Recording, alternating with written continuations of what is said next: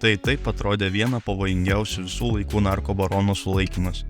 Faktas, jog į pastato vidų vietoje pareigūno pirmą įėjo rankinė granata, puikiai reprezentuoja šio veikėjo pavojingumą.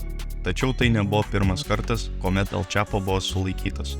Tai yra žmogus, kuriam pavyko pabėgti iš kalėjimo net 2 kartus. Pradėkime nuo pradžių. El Chapo kilo iš paprastos ūkininkų šeimos Sinaloa mieste. Būtent taip ir vadinasi vėliau pavojingiausių pasaulyje tapęs kartelis. Savo kelionę kriminalinėme pasaulyje jis pradėjo anksti. Būdamas vos 23 metų, jis jau tapo Sinaloa kartelio vadeiva. Jo valdymo metu kartelis išrado labai daug kūrybingų būdų pervežti narkotikams iš Meksikos į Jungtines valstijas. Jie kasė tunelius tarp Meksikos ir Amerikos sienos. Jie gabeno populiariausius narkotikus – marihuaną, heroiną, kokainą ir amfetaminą. Dėl neįtikėtinai didelio pervežamų narkotikų kiekio kartelis tapo toks galingas, jog turėjo zonų Meksikoje, kur vietinė valdžia neturėjo jokios galios. Kartelis turėjo milžiniškus kiekius ginklų, kurie prilygo armijos ginkluotei. Vienu metu El Chapo atsirado Forbes turtingiausių žmonių sąraše. Vien jo turtas buvo vertinamas virš $1 milijardo. Taipogi jis buvo įtrauktas į įtakingiausių žmonių pasaulyje sąrašą. Kraujas buvo liejamas nuolatos. Meksika patyrė milžinišką spaudimą iš Amerikos susitvarkyti su savo narkotikų karteliais. Tam nuolatos buvo siunčiamos ginkluotos pajėgos, kurios kartelio taip niekada ir neįveikė. Pirmasis sulaikymas ir pirmasis pabėgimas iš kalėjimų. Guzmanas pirmą kartą buvo sulaikytas 1993 metais Gvatemaloje. Jis buvo pervežtas į Meksiką ir nuteistas 20 metų už narkotikų gabenimą. Tačiau jis turėjo tiek pinigų, jog papirko visą kalėjimo departamentą ir savo veiklai nuotoliniu būdu vadovavo toliau. Vėliau jis nusprendė, jog kalėjime būti jam užteks ir 2001 metais papirkęs prižiūrėtoją iš kalėjimo buvo išvežtas skalbinių krepšyje. Po El Chapo pabėgimo kartelis ir toliau tik stiprėjo. Buvo paskaičiuota, jog jų įtaka apėmė net 50 šalių ir generavo $1 milijardus kiekvienais metais.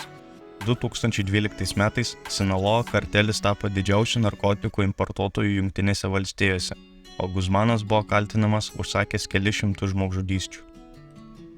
Antrasis suėmimas bei antrasis pabėgimas. Po 13 metų slapstymasi nuo pirmojo pabėgimo ir visiškos dominacijos narkotikų gabenime, jis vėl buvo suimtas 2014 metais, bei šį kartą pasodintas į vieną griežčiausių kalėjimų Meksikoje. Jau atrodė, jog El Chapo dominacija baigėsi. Iš šio kalėjimo pabėgti buvo praktiškai neįmanoma, o jo kamera buvo filmuojama visą parą. Tačiau vieną dieną atėjus prižiūrėtojui, jis pamatė, jog El Chapo kamera yra tuščia. Neįtikėtina, tačiau šis 2015 metais įvykęs pabėgimas buvo užfiksuotas kameros. Pasižiūrėkime.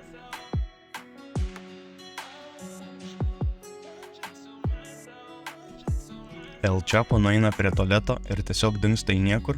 Tikrai taip. Kaip ir minėjau, kartelis garsėjo savo tuneliais tarp Amerikos ir Meksikos sienų. Pasirodo, šios tunelių kasimo žinios buvo pritaikytas ir išlaisvinant El Chapo. Jo žmonės iškasė 1,1 km ilgio tunelį, kuris vedė tiesiai į jo kamerą. Tunelyje buvo bėgiai ir motociklas, kuriuo El Chapo ir pabėgo. Kalėjimas sakė, jog tai nėra jų kaltė ir jie su šio pabėgimu nesusiję. Tačiau daugelis mano kitaip. Tokio tunelio kasimas ir statymas turėjo sukelti labai daug garsų, o ypač žinant, jog buvo kasama iki pat El Chapo kameros, sunku patikėti, jog kalėjimo prižiūrėtojai negirdėjo jokio kasimo darbų keliamo triukšmo. Greičiausiai dideli pinigai ir vėl padarė savo. Tai buvo dar vienas milžiniškas smūgis Meksikos valdžiai, kuris parodė, jog jie nėra pajėgūs tvarkyti su karteliu.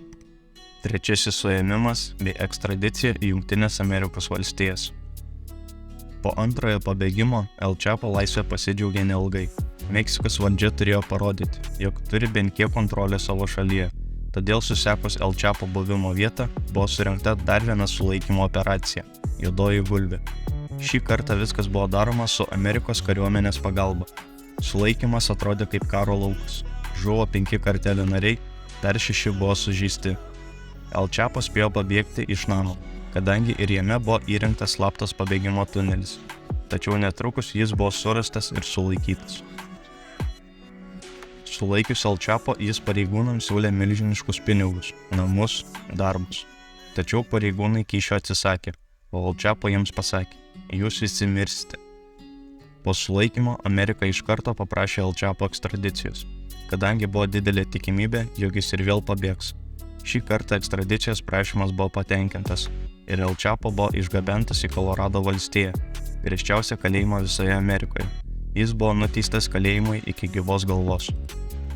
Tyrimo metu paaiškėjo, jog El Chapo turėjo specialų kambarį žudymams, kuriame buvo įrengta nubėgimo sistema, jog būtų lengviau viską išvalyti.